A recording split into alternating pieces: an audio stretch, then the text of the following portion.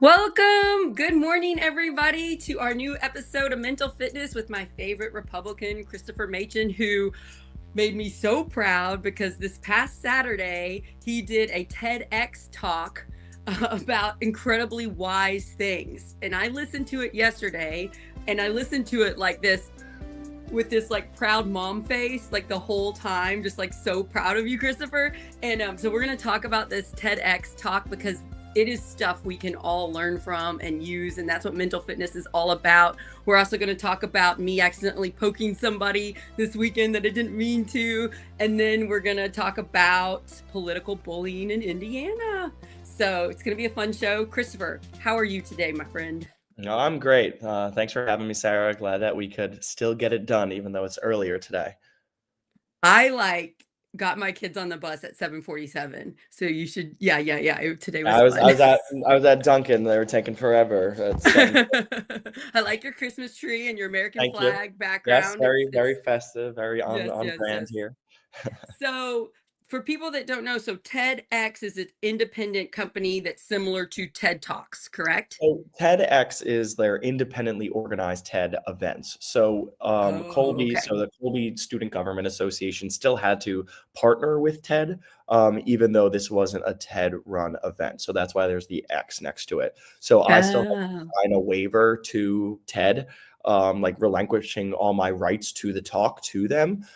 So they own the talk right now, but it wasn't a event put on by TED. But okay. school still had to follow a lot of the guidelines and go through a lot of training with the TED people to be That able to. makes sense. So it's Yeah. very, very cool you got to do this. So you stood up on a stage, you had TEDx really big behind you. There were a bunch of people in the audience watching. Was your mom there? Yeah, my whole family was there. Oh, your whole family's there. That's so Mhm. sweet. And you did a 16-minute talk, and you talked about your mom's wisdom of teaching you and then you applying it. And helped me to realize why you're such a wise, amazing 21-year-old, you Thank you. know? So I was like, oh, let's let everybody that watches this show into why is Christopher such an incredible 21-year-old human being.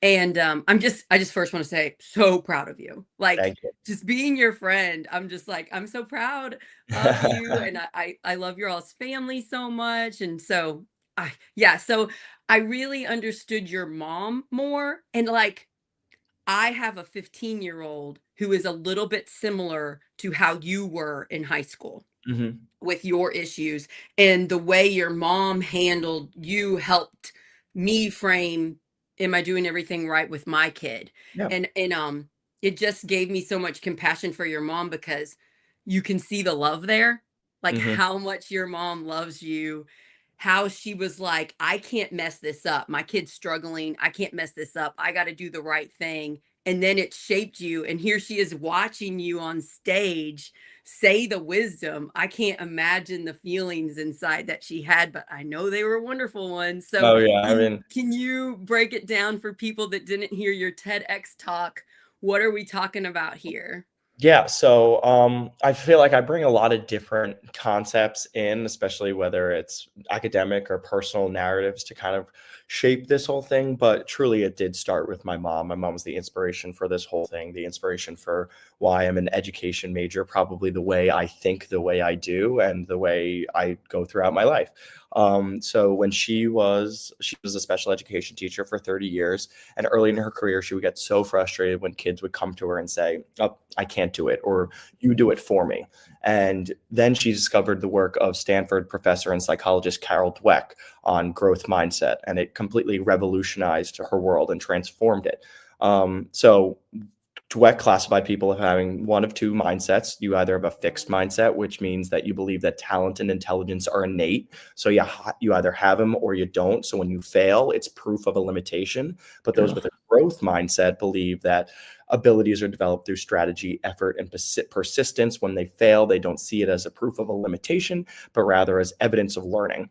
And that one discovery, and the craziest thing about it is, in educational research, sometimes it's not always quantitative, it's qualitative. So it's more narratives and theory and things like that. But this was like quantitative research where it was like actual data of kids who were in in schools, they were given two different tests, right? So like that, to be able to figure this out, kids in New York City were given, there were two groups of kids, and they were first given a set of like the same exercises to like arrange blocks.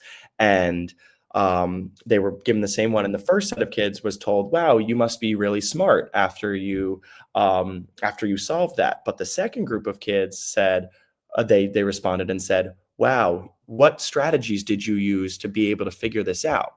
And then they did another set of puzzles, which was a little bit harder. So then they offered them another set of puzzles, whether they could do one that was harder or equally the same. The people in the group who were given the feedback of what strategies do you use, what kind of effort did you put in, did better on the harder one than those in the group that said, wow, you must be so smart, right? So they, in their mind, said, okay, I'm just so smart, so I have that limitation right here. And then when asked for a third time if they wanted to do one that was more challenging, one that was equally the same, kids in the group that said, I want to do that said, like, we're given back the feedback about struggling, we're told, sorry, I'm going all over the place for the study here, but It's okay. but the kids in the study who were told what strategies did you use actually decided to do the harder problem rather than those who were just told that they were smart. So those that were told that they were smart wanted to keep that smartness, right? That Right. So they were too scared to fail. Exactly. They were too scared to fail because they were just told that they were smart. So that may prove that they're not, right? Yeah, Rather like than we grew up, I was born in 1980. I grew up in the thing of failure is bad. Failure is bad. You better know how to do it right away. And then you're like, now as a 44-year-old, has a person who's run campaigns and lost the elections and learned so much from them and gotten over my fear of failing, I realized, oh, that's been holding me back my whole life. The fear of failure has been holding me back. And that's what makes a person smart, not whether they know something already, but are they willing to learn and keep trying and mess up and keep trying. So I have 3 children, all with different strengths and different weaknesses, and to show them they're being smart when they mess up and keep going. I'm like, I try to point out that's smart. You having a drive, a determination. None of us know everything. Good job. Look, you're trying again. Look, you messed it up and you're trying, and like pointing that out as a parent, as opposed to you better not ever mess up.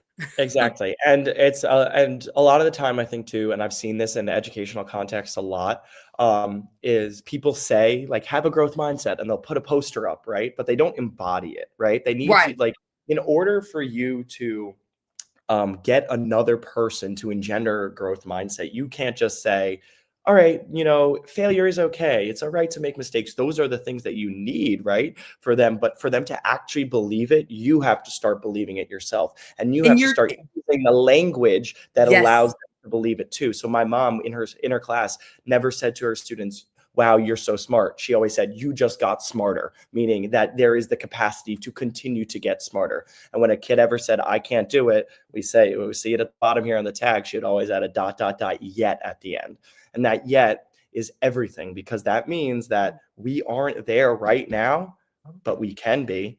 And then you celebrate when they get it. Exactly. That's the celebration, not that they got it right away. And you celebrate the little steps on the way. So yes, you made a mistake, but look how much progress that you've made to get there.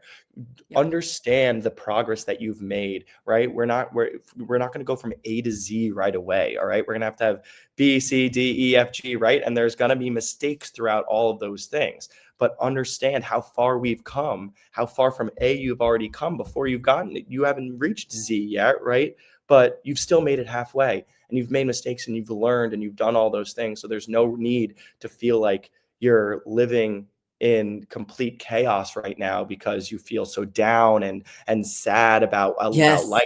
It's what Dweck's team calls the tyranny of now. And I think especially in politics right now, that's what we're living in, right? Yes, everything is right now. There's no past, There's no future. It's like, Exactly. did you mess up right now? You're terrible. Exactly, Shame and on we're you. expecting everything to be solved right now, that healthcare is gonna Yes. be solved right now, Fix it immigration is gonna this be solved right second. now, the Right. affordability crisis is gonna be solved, and it's not working, and that's just making us stay in place rather than realizing how far we've already come and then seeing how far we have to go.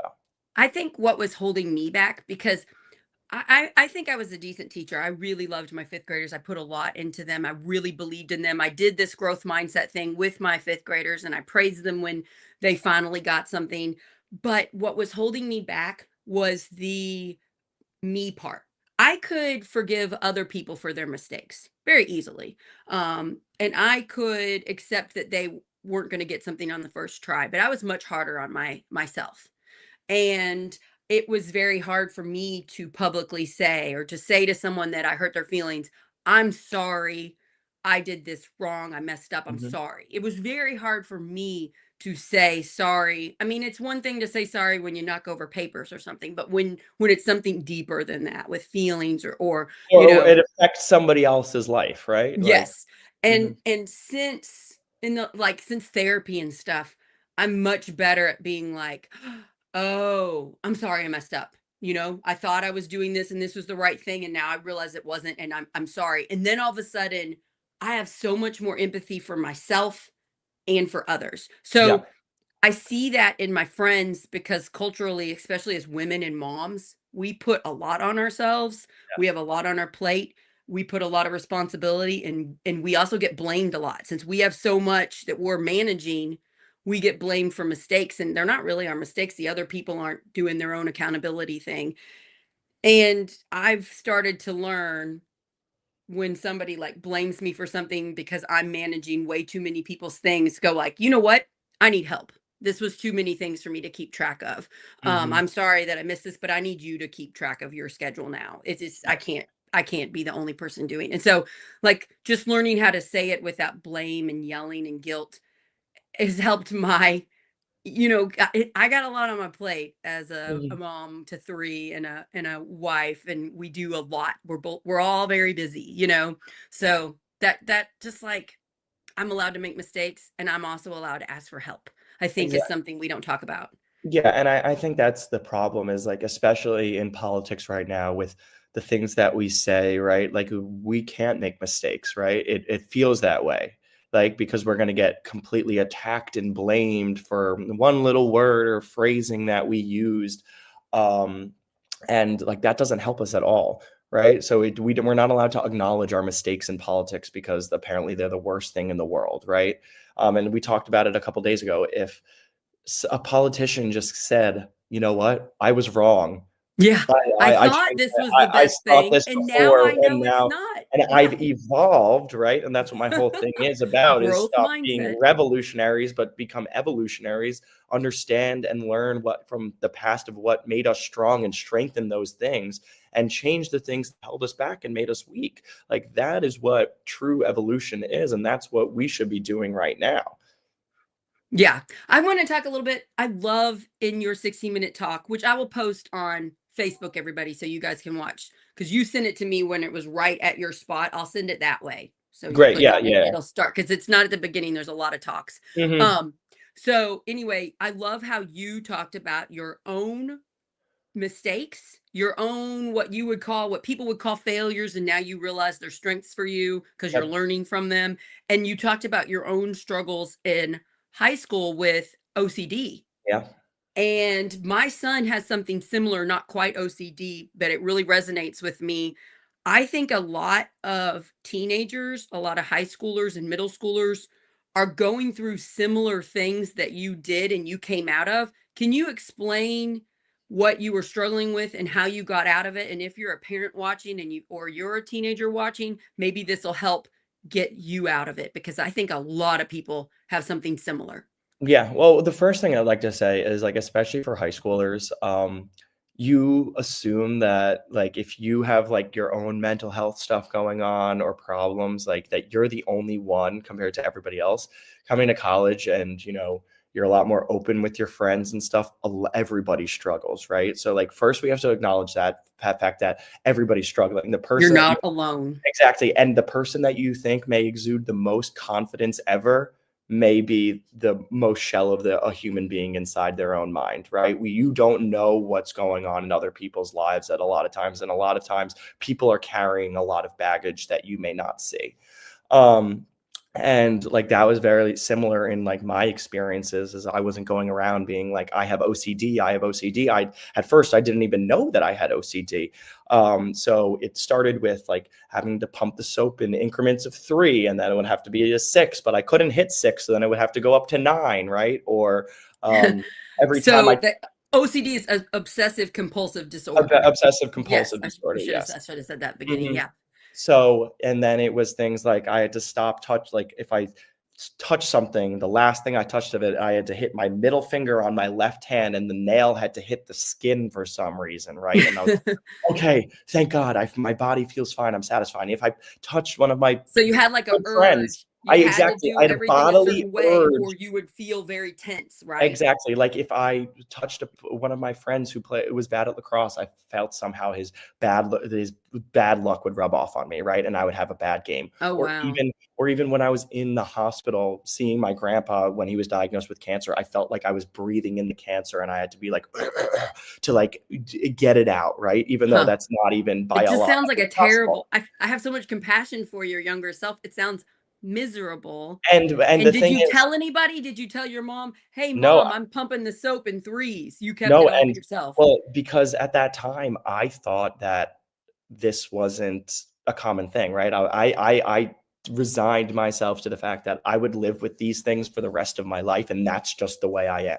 And it sucked. I remember like I couldn't watch Netflix shows without getting every single word to hear. So they'd have to rewind every 10 seconds because I didn't hear that one word, right? Oh, It was just and so it's rooted in you're trying to control your life, right? well, It's rooted exactly. in It's rooted control. in You're feeling out of control, and it's control. also rooted in the fact that if I don't control this right now, then something bad will happen. I don't know what, but something bad will happen. And that So was like you feel a like you're very controlling way more than you are. exactly, and I feel and it like not even on a like scientific basis too, right? Like talking like somebody else rubbing their bad luck off onto me, right? Like I'm a smart kid. I was taking biology, right? I know that's not an actual thing that can happen. It's not realistic. But the way that I felt in my mind and the stress and anxiety that I felt from it was so real, right? And I remember standing at like the end of my mom's bed before like going to bed one night and wanting to tell her and just not Oh. being able to. I still remember it so vividly. Um, When you and tell the story, I'm really glad your mom figured it out. You yeah, didn't tell exactly. her, she No, figured it out. so And she she figured it did, out. So like, she ask you noticed questions about OCD, right? exactly. So what happened was I remember it so vividly. So she noticed like some different things like my sister main thing was my sister's bottle of hand soap was full because we share a bathroom and mine was half gone, right? And we got the hand soap like 2 days ago. So my mom's like, what's Why going is on? he using so much soap? Exactly. So then saw other things and she was like, okay. So I remember her coming in. She sat in my bed with me and she's like, let's take this little quiz. And I literally just went off of what I do in my life and everything. And then it goes, you likely have OCD. And she's like, okay, like let's figure this out. And there was a specialist, an OCD specialist in Huntington. So the next day, after my lacrosse game, my mom picked me up and we went to the specialist and like that's like I say in the talk where I think like my true education began because it You wasn't probably felt so much better to realize you weren't alone. This is oh like a here and that condition a was the lot of thing people like have. I remember the day like I wasn't cured in any way, right? But the day I was diagnosed, how happy I remember screaming and dancing to Kiss in my basement that night just because I was like, oh my God, I Aw. can fix there's a possibility to fix this. I am not alone in this. This isn't something that I am going to live with for the rest of my life. I have support to be able to get through this. I'm going to be okay. And I knew that at that moment, I wasn't okay yet, but just because of the support and the acknowledgement of that I have something and there's a way forward, I felt I was ready to get there. and I took on that challenge. And And how it old were you when this happened? I was in ninth grade of high school, so 14. Oh, wow. Wow. See, I resonate so much as of a 10th grader. I just want to Mhm. talk. We put so much pressure on our young people. We put a lot of pressure in them to get into a good college, to take the hardest classes, to take every opportunity possible for them to succeed. And I was starting to fall into that. I think it's a trap, honestly. And it's just like making our kids have as much anxiety as possible and feel like they have to be perfect. I was starting to do that with my kid. Micah, my 15-year-old, is very smart academically. He struggles in other ways, but he makes good grades. He tests really high, and so I was like, I guess I better work on getting him a scholarship for some big fancy school. But he also has anxiety. And so my husband and I talked, and then I talked with my ex-husband to come up with a plan where it's like, why do we need to stress our child out? Why do we need him to go to the biggest school? We have a Purdue branch down here in New Albany. He wants to be an electrical engineer. Maybe we don't stress the crap out of our 15-year-old, and maybe we let him thrive and we help him when needs it.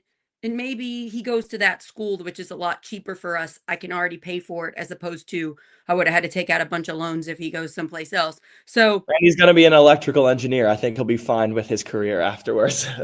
and realizing my kid is smart enough that he will make a company money.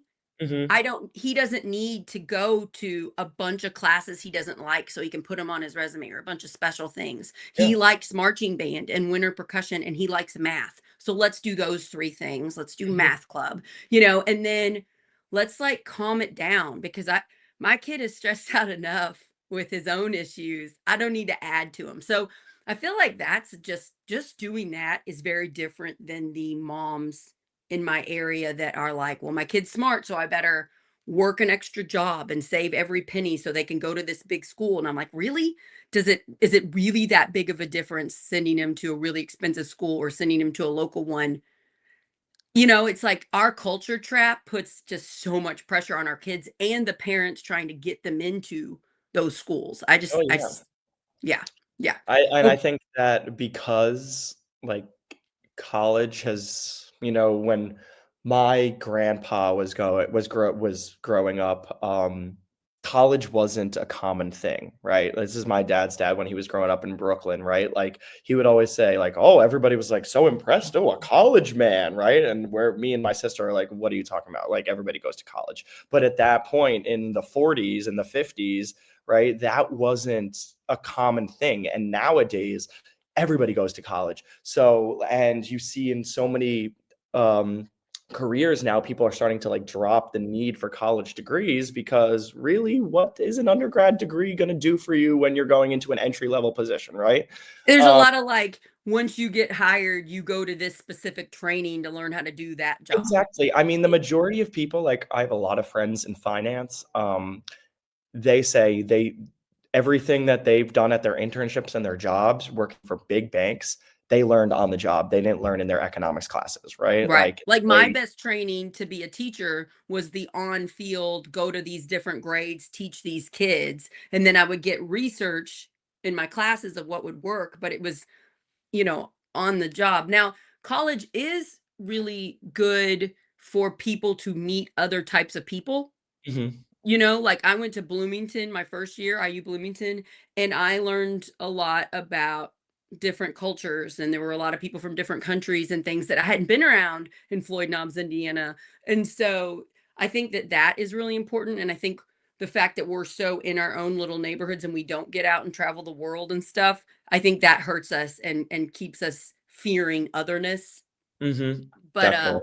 but I agree with you on Harvard, and like a good regular school that's a lot cheaper isn't as different as you think it is. Yeah, exactly. And like right now, it's just for like the name of the degree, right? Literally right It's now, like like, you're wanting that, I yeah, just want the that's piece I'm of so paper special that because I exactly. went I to just want this. the piece of paper, because then the employer is going to be like, "Oh, that was a great school, so we're going to move you on," right? So, like, that's really the only thing that we're getting after here, really, And right? I Like, guess like with you, your character.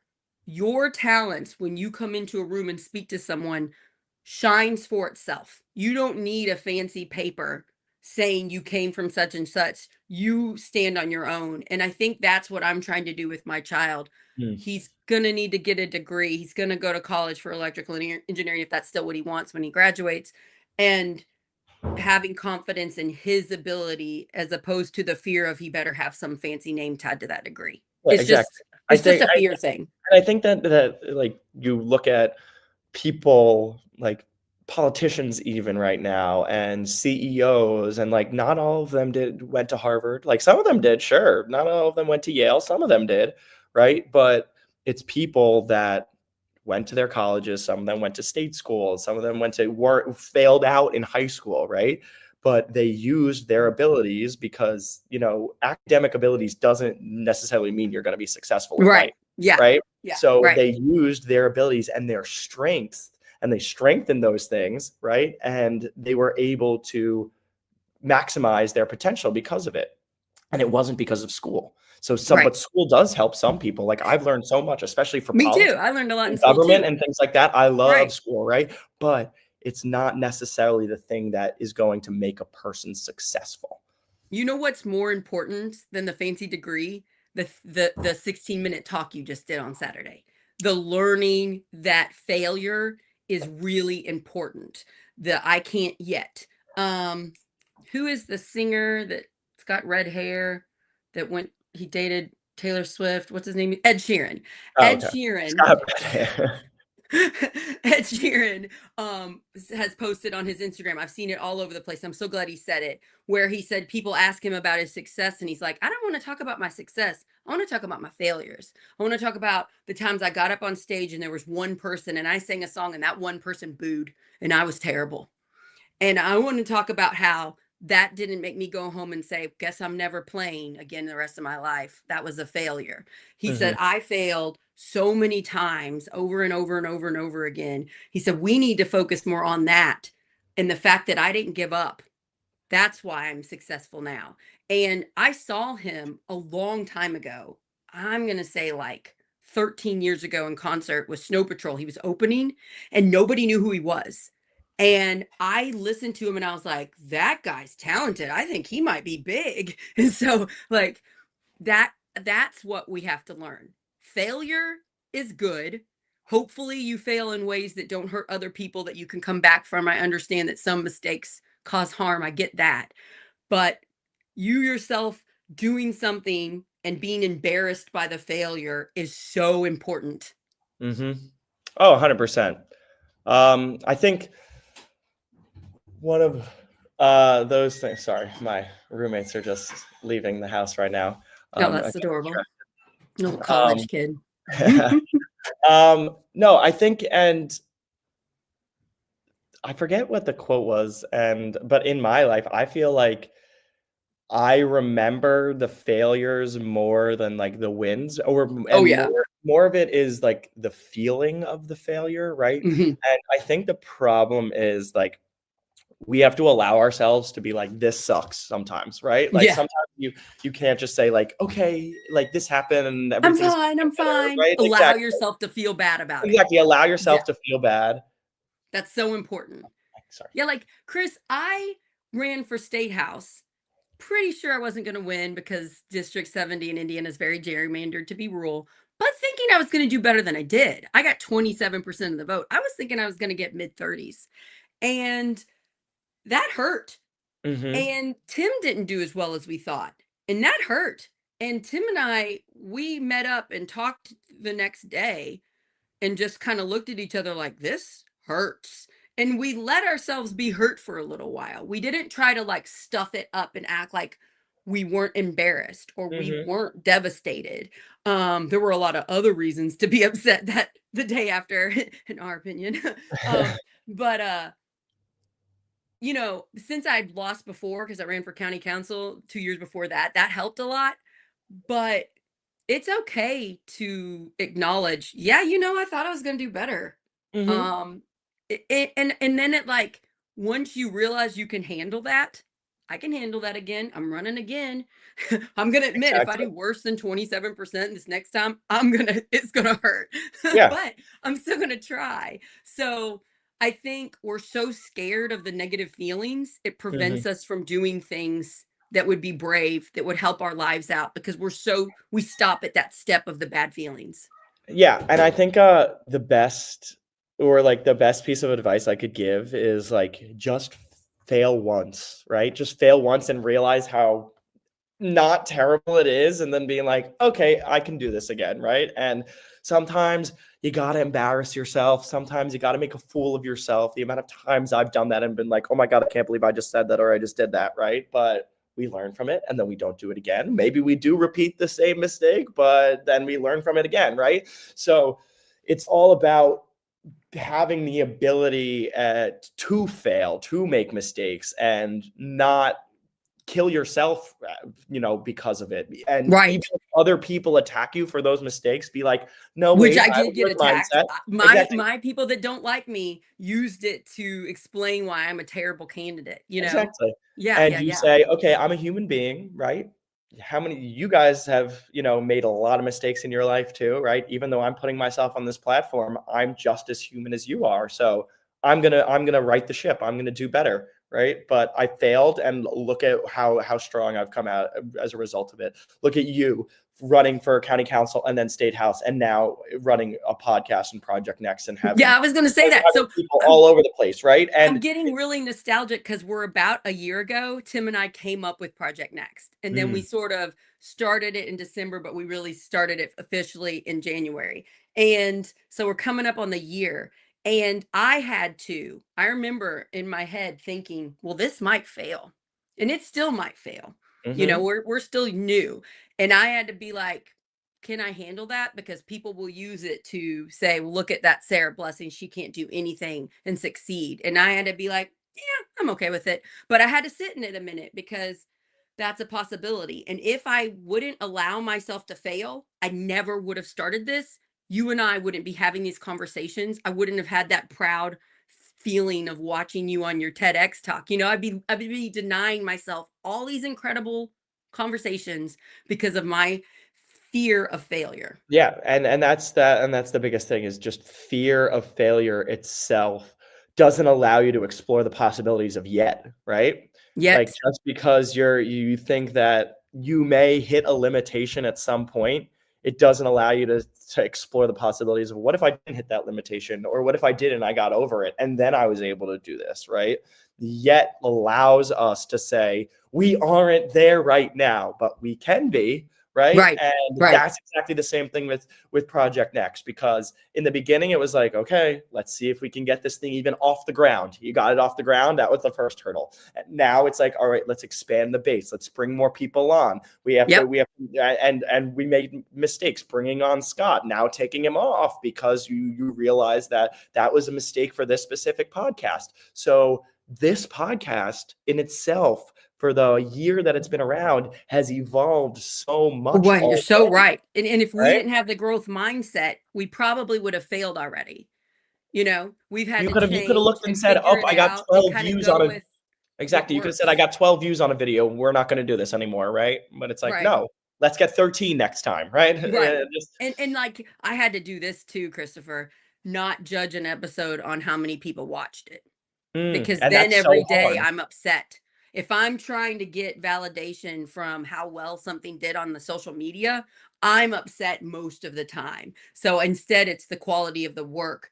Did we put out good things? And I don't care whether one person listens or thousands of people. I hope that those people gain something from it and it helped their life. Yeah. That's where you have to think because there's a lot of podcasts out in the world. Oh, there's so many especially nowadays, there's so many podcasts. And Yeah.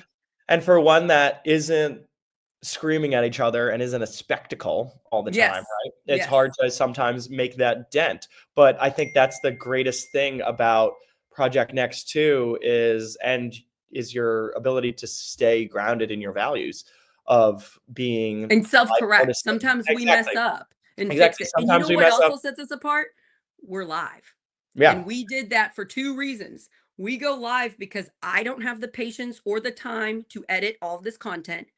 Two, we wanted to show it's okay to make a mistake. Exactly. It's kind of adorable. Your roommates going in and out, so cute. You know what I mean? No, like, exactly. The It's worst live, like times is when the internet doesn't work. But besides that, even that, it's like it's okay to yeah, not or have a even perfect even product. me making a word jumble of trying to explain the Carol Dweck study in the beginning, and it's just I like, see words wrong sometimes. I said like real instead of really. I caught myself like I'll type things wrong and it'll get out there. I kind of like that because it's like everybody calm down. You yeah, don't have to be exactly. perfect all the Like, time. yeah, we don't have to be perfect. Everything that we release doesn't have to be Now, I do completely. want to point out this, and this is going to morph into our second conversation. The people that want to hurt us, they go after our imperfections. And Mhm, that is a big reason why we feel like we have to be perfect. So I've had quite a few people poke at me and try to highlight my mistakes to get me to be quiet, to stop shining a light on their bad behavior. They're like, well, Sarah did this and this and this. And it's like, yep, guess what? Not perfect. I apologize that I said that wrong. Let me correct it. Now let's focus on you and your actions. So we have to acknowledge the people that don't have the best intentions, and there are plenty of them.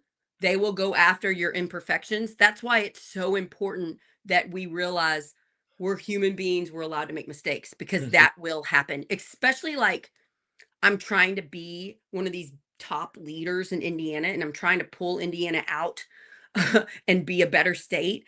I'm going to get some people going after me, you know? Oh, So, yeah. can I tell you what happened to me because you don't know about this? Yeah, tell me. Okay. Last year, I tried to help Destiny Wells win secretary or not. I tried to help Destiny Wells, who ran for Secretary of State and Attorney General. I tried to help her become the state Democratic chair of Indiana. Yes. She barely lost. And while that was happening, I accidentally uncovered one of these people that don't have good intentions. And I'm not going to name her, but she's a campaign manager and she does a bunch of other things for Indiana Democrats.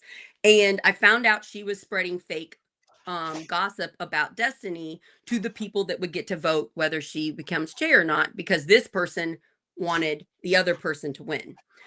And so, in finding that out, I called a bunch of people that knew the rumor and said it was false. So then she found out about me. And this is early 2024 when we just started Project Next. Then some of my Dem friends call me and say, Sarah, did you know this campaign manager is attacking you and gossiping about you? And I was like, what? No, I didn't know. And I didn't want to talk. You normally don't want to talk to people like this and give them ammo. So I let Tim know and Tim called her and told her to Mm, stop. And it went away. And then I warned a bunch of people we got mhm, to protect our candidates. I knew of 3 candidates that lost a bunch of money from her, and then they had to sign non-disclosure agreements so they couldn't talk about it. mhm, Let alone somehow I found out. Won't go into detail about that. So anyway, I warn people and organizations not to get involved with her. Last Friday, I get an email sent out to a bunch of brand new state house candidates to go to free trainings by this person. And I know that's how she gets you. And eventually, some of those people she'll take money from. So I mm, went ahead and warned the whole group. I said, in my opinion, I would not do these trainings and I would not work with her. I know that she will take a lot of money from candidates if she can. And then that person texted me and said, call me. And then I realized one of the things I said was wrong. I mm, contacted a lawyer and I found out, whoops, one of the things I said about her wasn't right. So then I sent another email saying, I'm sorry, this part was not right. In my opinion, I would not use her. And then she seems like a nice person. This is the hard part. She seems like a great person helping candidates. mhm, So to the people that think she's great, I looked like a bully.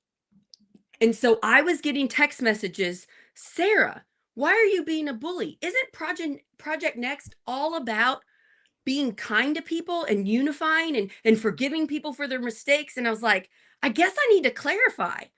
If you are doing actions that harm people over and over again, you didn't just mess up once and admit the mistake and try to do better. You don't ever admit your mistakes. Instead, you make people sign things so that they can't say you did something to them. It shows you're not doing the right things. So it really made me like, did I mess up? Am I being a bully? I really had to stop.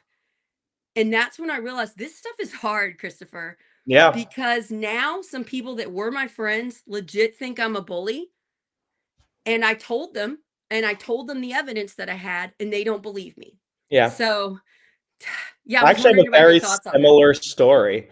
Really? Yeah, from this week. So after Zohran Mamdani won the New York City mayor election, I was not very happy about that. But Elise Stefanik, who's now running for governor of New York as the Republican, released a statement about Zohran and his election win and everything like that.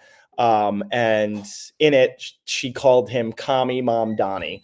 And I thought that was kind of funny, right? But still, at the end of the day, it's not constructive. It doesn't do anything for us. And somebody swiped up on my story and said, like, I've seen this on Project Next. Like, isn't this exactly what you talk against? Is like calling Kami Mom Donnie. And then I had to think about it for a second because I was angry myself from him winning the election. And I, in all honesty, wanted to put that on my story so I would piss other people off. I wasn't doing it to be You were unifying. hurt I and was you hurt, so wanted to I put that wanted out. to put it out there and be like, yeah, I've I'm been drawing the there. line with this I've guy. done that. We're Right? human. Exactly.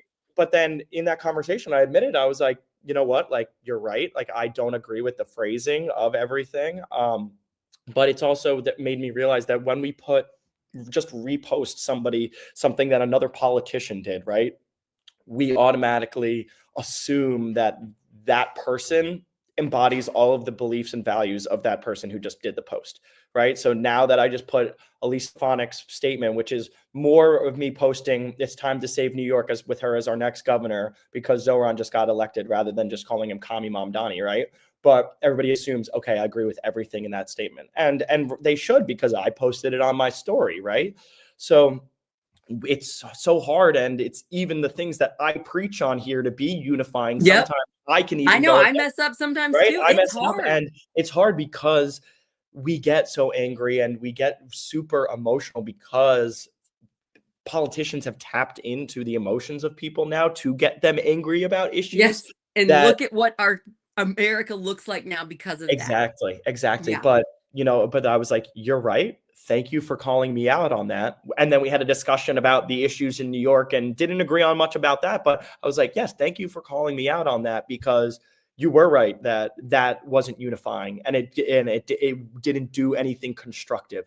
Will I most likely do something like that again in my life? I'm sure I will, Yeah, me because too. And right, I'm happy exactly. to be called out on it. Like, Yeah, but still because I call me want to out on it again. grow. The growth mindset. We both want to do the unity thing, and at the same hand, we mess up sometimes. Exactly. And I think that's really beautiful that you told that story. That's vulnerable right there, just admitting a mistake. Yeah, I've totally done that. I posted mean like the amount of like terrible things I've said about the other side in my social media. I Yeah. really try not to do anymore, but it's hard. I And mean, that's sometimes why we have we have to constantly fight the division so that we can come together and make our country better. And we all exactly. need to just admit it's hard, It's you know. it's so hard. It's so hard It's because how do you so easy to get people riled up, so and easy. I hate that. Like I talked at Indivisible meeting in Southern Indiana yesterday. I was invited to speak, which is really nice. I love that group of people. And one of the things I said was, I'm angry at my side, the Democrat side. I'm angry at the local leaders on my side because when they get up and give a powerful speech to motivate people, they rile them up about how terrible Republicans are. And here I am as a candidate in a very Republican area, and I want to work with these people. And Uh-huh. I need to get some of them to vote for me.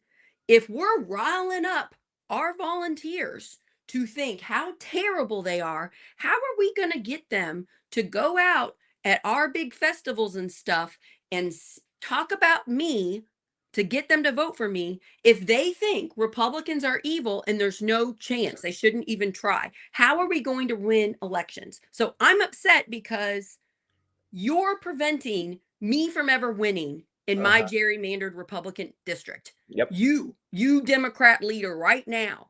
And I'm calling it out. So I said it in that speech yesterday. I'm going to start saying it more. Good. I'm upset about it because it is preventing us from winning here.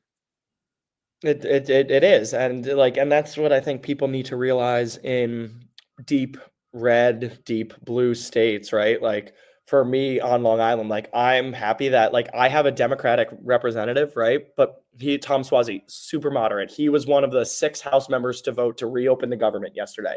So I'm like, thank you, Tom My Suozzi. side is very angry about him, by the Exactly, but way. I'm like, if I had to have a Democrat, I'm happy that I have Tom Suozzi. Like, I agree with a lot. I agree with him on Israel. He's a capitalist still. He's just a moderate Democrat, and that's what I'm fine with because I'm in a very split district, right? But he understands what the makeup of his district and then voted accordingly with that, right?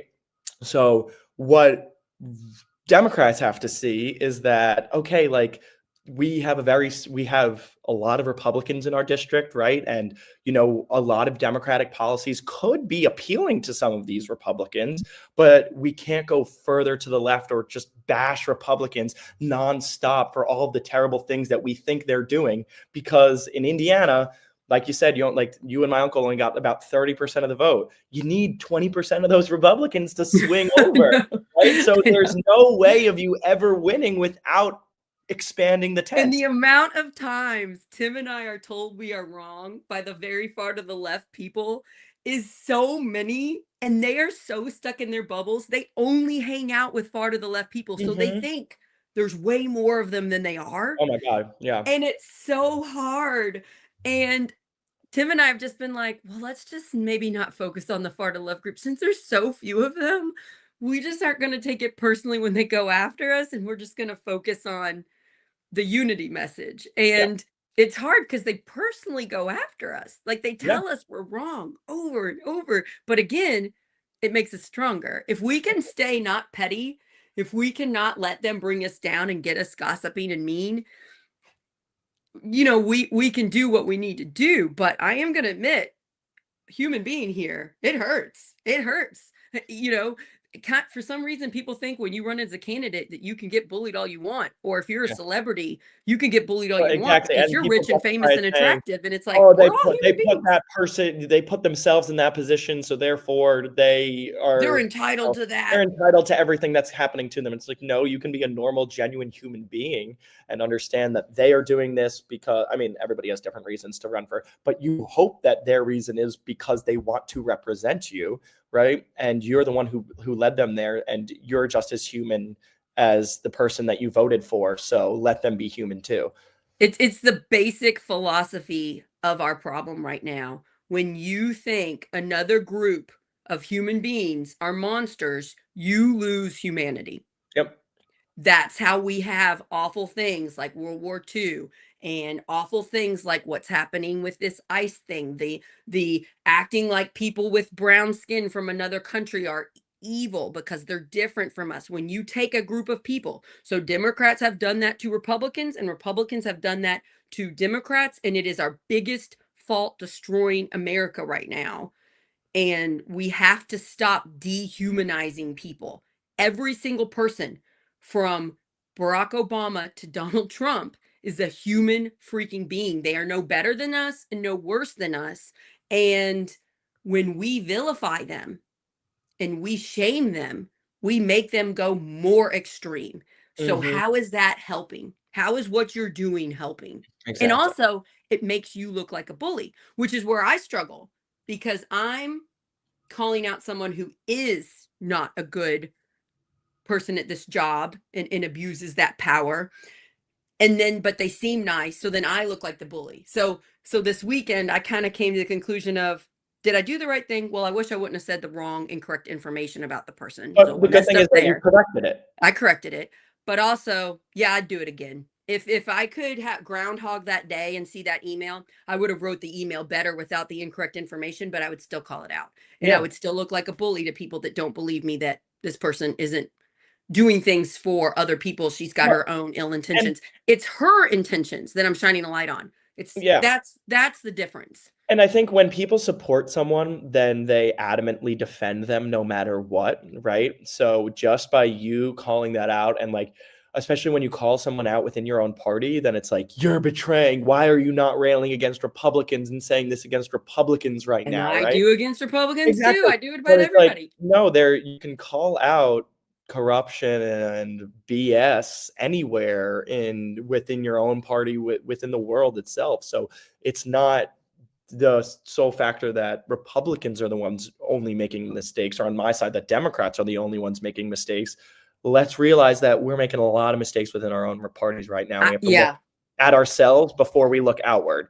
The hardest show I had to do was the show about the New Albany Council and the New Albany mayor, because those are people I know and I talk to. Mm. And some of them I consider, I don't know, political friends. And so that's when I'm like, I get to do Project Next. I'm the content creator in the Tim Peck Sarah Blessing co-founder role. I create the content and come up with it, and that's the type of stuff I want to do. And it's hard, and I will be looked at on my side as a bully. How dare Sarah go after the Democratic mayor of New Albany? Well, the Mhm. Democratic mayor, I'm just shining a light on his shady behavior, Yep. and it is shady, and it's not a reflection of who I am. It's a reflection of him. And Adam Dickey, the chair of District 9, the president of the city council, the chair of Floyd County Democrat Party. It's hard for me. I know that it doesn't help me running as a Democrat to do that, but is it the right moral thing to do? Yes. Hmm. And so it's just like, I have to have a growth mindset of, this is going to be hard, but I'm going to grow and learn. And do I do everything correctly? No. No, definitely But not. yeah, and that's how, that's how they get you. Well, this one time, Sarah, you said this wrong, and it's like, sorry, I'll correct it, but let's shine a light on your behavior again here. How come we don't Exactly. know how much money the city taxpayer dollars are spending on this dam that's dangerous, that a kid drowned in, that you could have prevented if you would Yep. have done the right thing, but you didn't want to take responsibility. It's like, let's just shine a light on the actual problem here. So I think just acknowledging that those type of people, and there are types of people where they can't admit wrong ever, those type of people will go after people like you and me and Tim and all those other amazing people that shine a light on bad people's behavior. You will get attacked. Just know it's going to happen. And also, you will survive it. Yep. Yeah. Yeah. Do you want to talk about Diego Morales for a minute before we go? Oh, I don't know much about Diego Morales. So he's our Secretary of State. Okay. I met him in person. He was being investigated by the FBI, allegedly, before Trump came to office. I don't know whether that's still happening. He is connected somewhat to or at least allegedly, I don't want to get sued here. Allegedly, he was connected to some of the Jamie Knoll sheriff Okay. that's in prison that took over Mhm. $5 million from Yeah, our I government. remember everything with Jamie Okay. Knoll. So he's our Secretary of State. He's made changes to make it even harder to vote in Indiana, and he's running up for election next November against possibly two people, Blythe Potter and Bo Bai. Bo Bai is tied to his famous dad and granddad, Evan Bai, and I can't remember the granddad's name.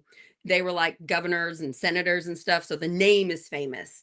And they also have some campaign money. So there is a heated contest for Secretary of State on the Democratic side between the established Democrat with the famous name and Blythe Potter, who people see, the far to the left people really like. I'm actually friends with Blythe Potter. I love her as a friend. And so I kind of want to shine a light on both people and let people pick, but delegates will pick in the thing that you went to last year, the delegate thing, the dinner in Oh, yeah, yeah, Indianapolis. the, Yeah. Indiana State Convention. Yeah, the state convention. So delegates will pick whether Bo Bai is going to represent Secretary of State on the Democrat ticket or Blythe Potter. And the far to the left, some of the people, including Scott Aaron Rodgers from Who's Left, are heavily bullying Bo Bai. And I don't think that's the human thing to do. He's a human being. He seems like a very nice person. It Mhm. doesn't mean that I would like favor him or over. It's just like, human being wise, we shouldn't be doing this.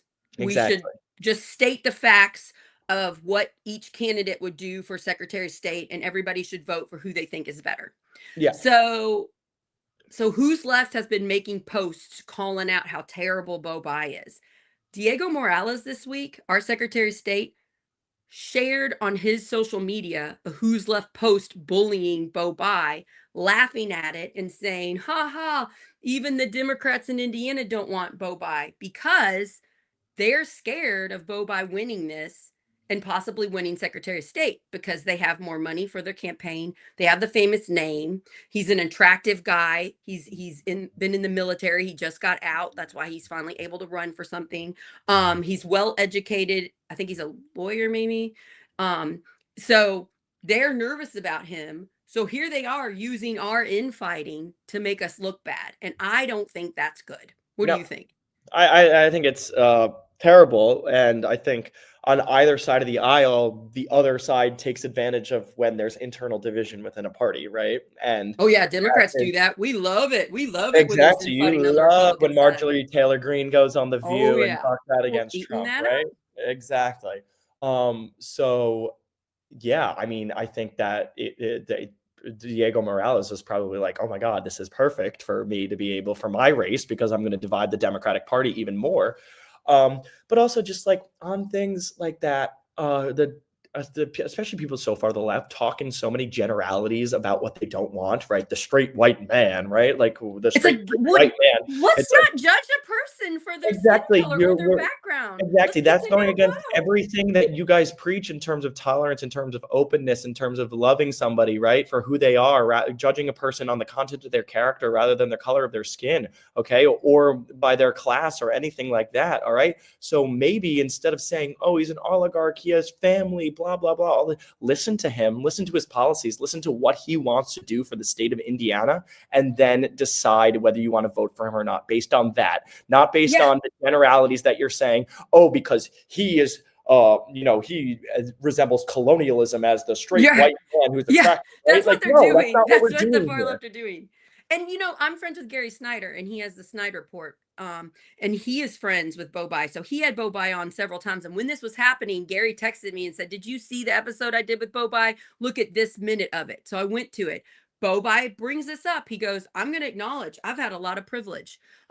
Financially, we're secure. I've had a lot of good education. And he goes, but because of that, I want to use my privilege to help my state. He goes, I've been well educated. I'm well spoken. I've been in the military. I know how to lead. I have these skills. I'm ready to take this responsibility. I know I'm going to get bullied. I know people are going to come after me. I'm going to use the fact that I'm mentally fit to try to win this race. And I'm like, are we even giving him a chance? You know? Like, so Literally, and just because, and it seems like Scott wasn't even talking about policy, right? It no, was just right. it's who he is, and I feel jealousy. I feel jealousy because he's an attractive young man, grew up with money and a famous name. And I think we kind of have to acknowledge humans get jealous. Like, Yeah, of think course, about like and Jennifer Lawrence gets like trolled on social media. Years ago she had to stop looking at the comments because they're like, she's so fat, she's so ugly, she's so this, because they're jealous of her being a 100%. famous Hollywood star.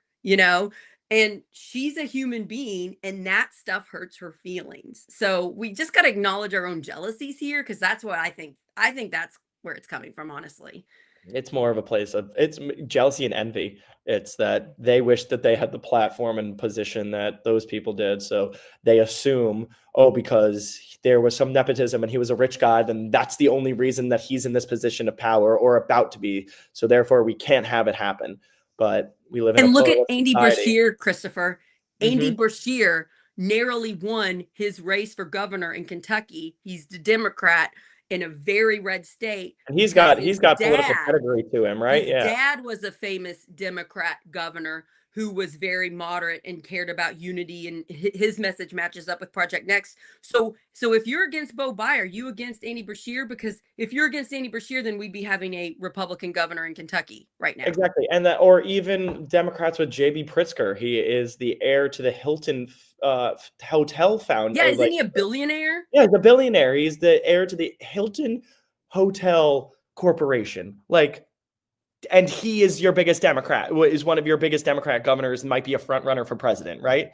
Yeah, And and I like, like him. I mean, I don't exactly. know Well, we everything saw about him him, but I speak at the know he's convention, helping.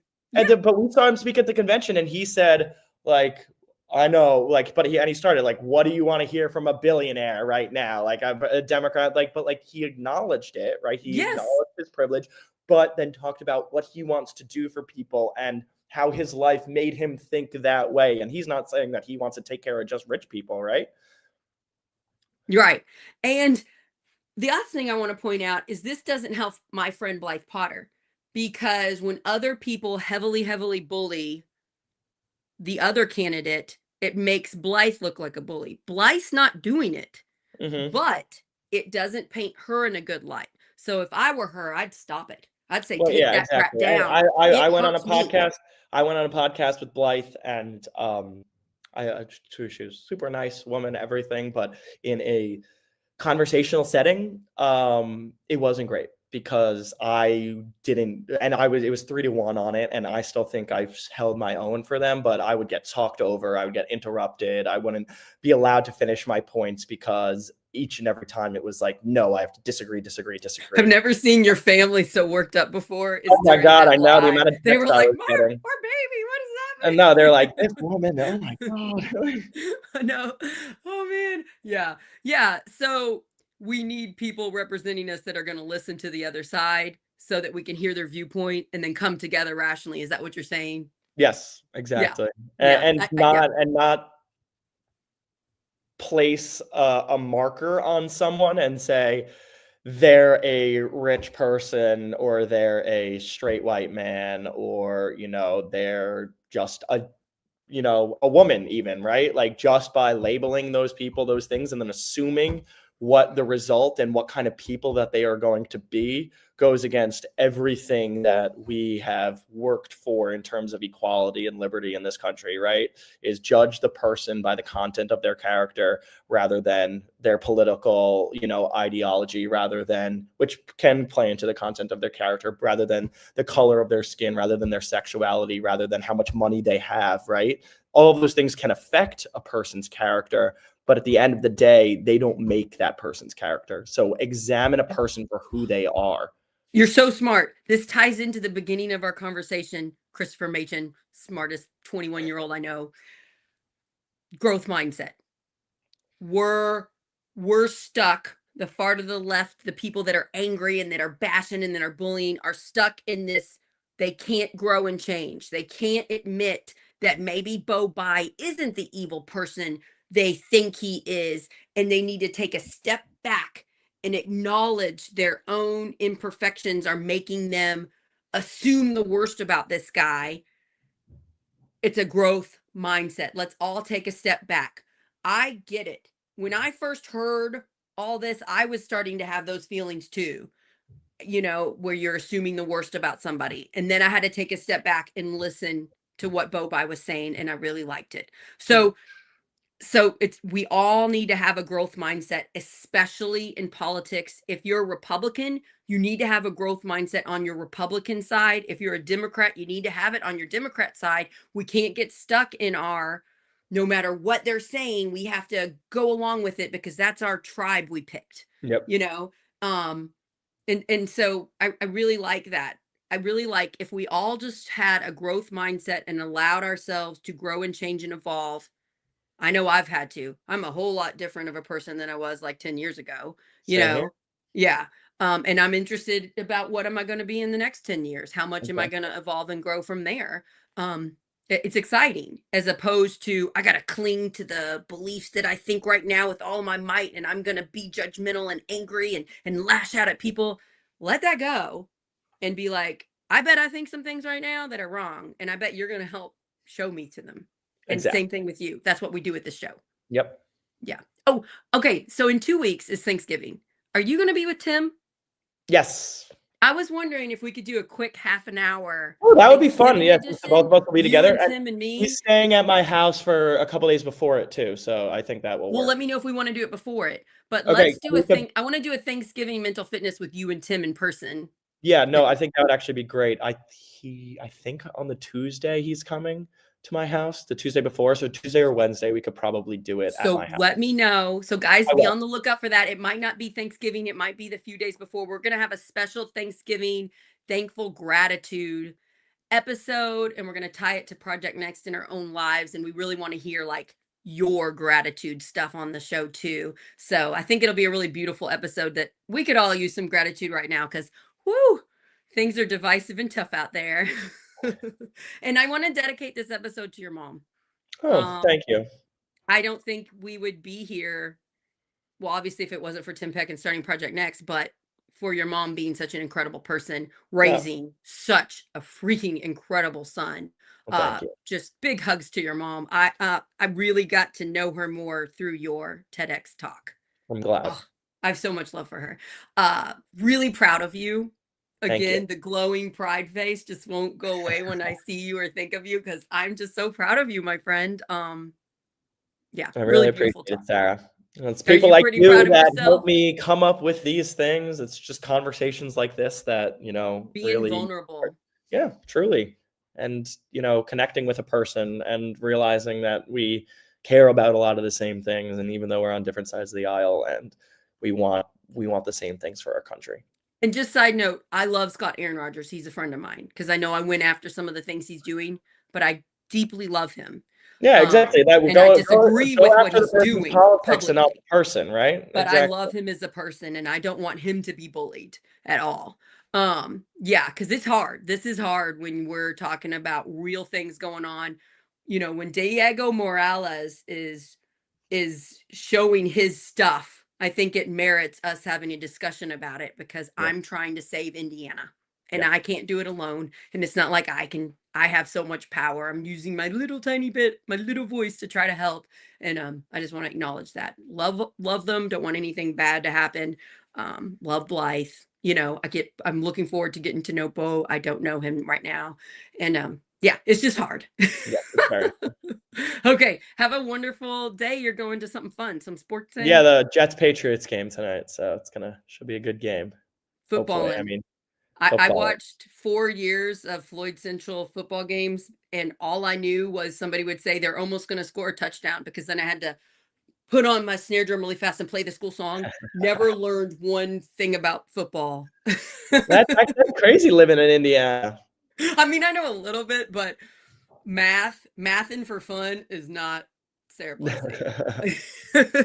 It's a lot of rules and yards and stuff. I'm like, True, true. and even the points. I can handle basketball, but like football, Yeah, I'm like, I get what? it, yeah, exactly. I get it, but you But have I a hope growth you have. mindset about learning football too. If somebody I love was in football, which actually I do try to pay attention because some of my son's friends are in it, but it's hard for me. Yeah. Yeah, I need a growth mindset about football. Mhm. I hope you have a great time at the game and thanks for fitting me in this morning. Yes, of All course. right. Thank you, Sarah. Bye everybody. Love you guys.